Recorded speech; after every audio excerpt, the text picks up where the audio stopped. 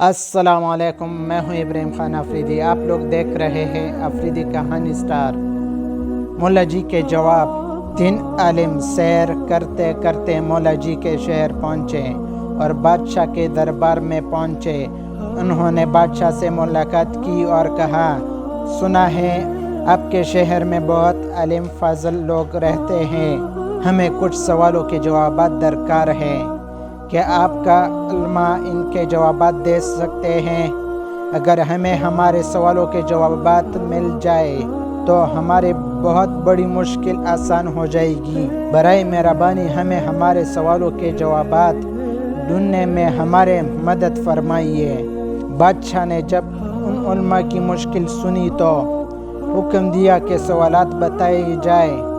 उलमा ने अपने 3 सवाल बड़े दरबार में सुना दिए। बादशाह ने दरबार में मौजूद उलमा से कहा कि वो इनके जवाबात दे, लेकिन पूरे दरबार में से कोई भी उन 3 सवालात के जवाब ना दे सका।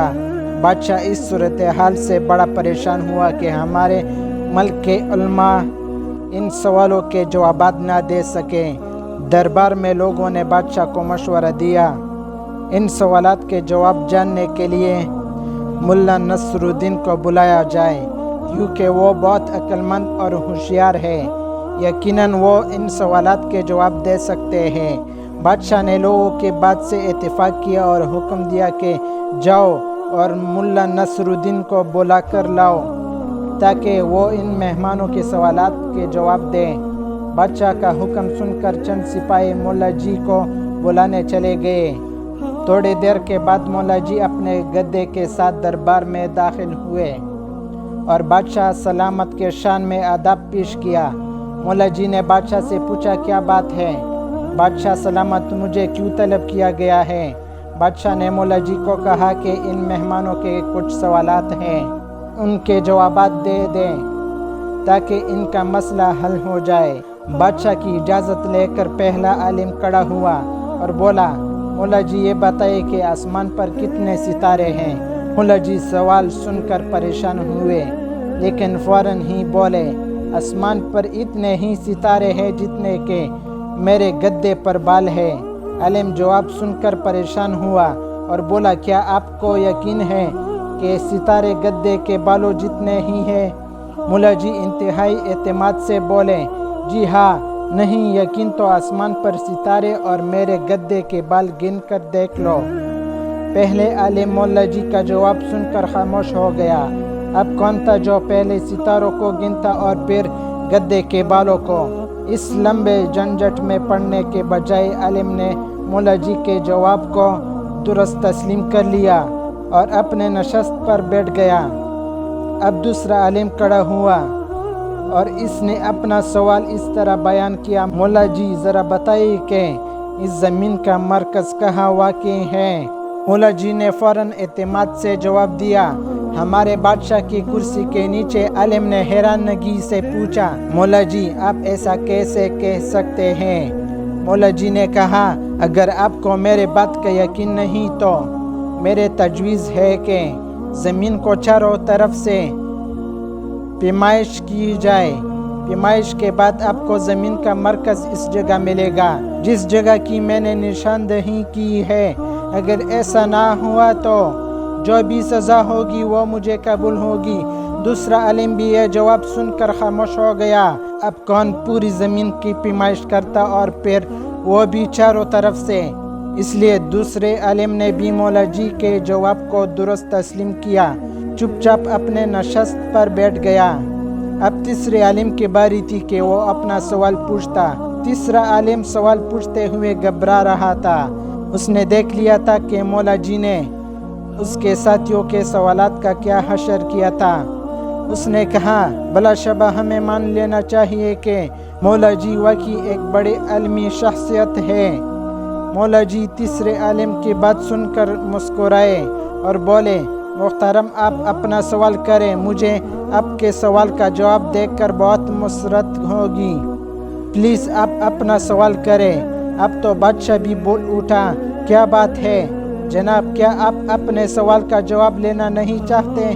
बादशाह का हुक्म सुनकर तीसरा आलिम बोला, आलिम व दानिश के मालिक مولا جی ذرا یہ تو بتائیے کہ رات کو چمکنے والے چاند کا وزن کتنا ہے؟ مولا جی نے کچھ دیر اس سوال پر غور کیا اور سوچنے لگے۔ ان کو سوچتا دیکھ کر لوگ سمجھے شاید مولا جی اس سوال کا جواب نہ دے پائیں گے۔ تیسرا عالم بھی دل ہی دل میں خوش ہو رہا تھا کہ اس نے مولا جی کو شکست دے دی ہے۔ اچانک مولا نصر الدین بول پڑے، اگر آپ زمین کا 10واں حصہ اور میرے گدے کو ترازو کے ایک پلے میں رکھ کے اور چاند کو دوسرے پلے میں رکھیں گے تو دونوں کا وزن برابر ہوگا۔ مولا جی کا جواب سن کر تمام عالم خاموش ہو گئے اور ان کو مولا جی کے جواب پر اعتراض کرنے کا جواز نہ ملا۔ اگر وہ اعتراض کرتے تو بدلے میں ان کو غلط ثابت کرنے کے لیے ان کو زمین کا 10واں حصہ اور چاند کا ترازو میں رکھنا پڑتا، جو کہ ان کے لیے ناممکن تھا۔ اس لیے ان علماء نے مولا جی سے اپنے شکست مان لی۔ مولا جی کی جیت پر تمام دربار تالیوں سے گونج اٹھا۔ بادشاہ نے مولا نصر الدین کو ان کی ذہانت اور عقل مندی پر دل کھول کر داد دی۔ اس کے ساتھ بادشاہ نے مولا جی کو ہیروں اور جواہرات اور اشرفیوں سے بھرے ہوئے تال بھی پیش کیے۔ دیکھا پیارے بچوں، مولا جی نے کیسے ذہانت سے ان علماء کے سوالات کے جواب دیے۔ اس کہانی سے یہ سبق ملتا ہے کہ کوئی بھی سوال ہو ہمیں پریشان نہیں ہونا چاہیے، بلکہ اطمینان سے اس کا بہترین جواب تلاش کر کے دینا چاہیے۔ ان علماء نے مولا جی کو شرمندہ کرنے کے لیے ایسے فضول سوالات کیے جن کے جواب بہت مشکل تھے، لیکن مولا جی نے اپنے ذہانت سے ان کو جوابات دیے۔ جیسے ان کے سوالات تھے ویسے ہی جوابات مولا جی نے ان کو دیے۔ کہانی کیسی لگی؟ مجھے تو بہت مزہ آیا۔ خیر فی الحال اگر چھوٹی موٹی غلطیاں مجھ سے ہو جاتی ہے تو ہر ویڈیو میں یہ کہنا پڑتا ہے۔ خیر کیونکہ میرے ساتھ افضلہ افزائی کے لیے کوئی ہے نہیں، فین نہیں ہے۔ جب وائرل ہو جاؤں گا، افضلہ افزائی مل جائیں گی تو میں بہت اطمینان سے بہت بھرپور کوشش کروں گا، اچھے انداز سے اچھے طریقے سے آپ لوگوں کو کہانی سناؤں گا۔